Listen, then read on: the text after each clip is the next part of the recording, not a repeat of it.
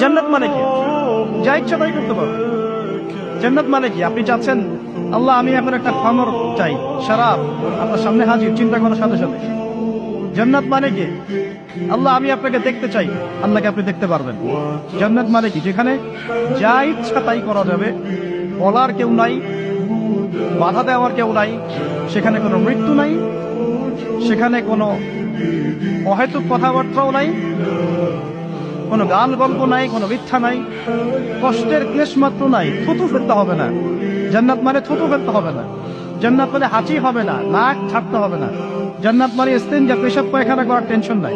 আল্লাহ পাক সৃষ্টি করেছেন আমাদেরকে ভালোবেসে। আল্লাহ পাক বলছেন সারা দুনিয়ার সমান গুনাহও যদি সে করে ফেলে, আসমানের সমানও গুনাহ করে ফেলে, খালি তওবা করে ফিরে আল্লাহকে বলবে আস্তাগফিরুল্লাহাল্লাযী লা ইলাহা ইল্লা হুয়াল হাইয়ুল কাইয়্যুম ওয়া আতুবু ইলাইহি। আল্লাহ পাক বলছেন খালেস তওবা করলে গুনাহ তো মাফ করে দিবই, আগের গুনাহগুলোকে নেকি দিয়ে পরিবর্তন করে দিব। ভালোবাসা না?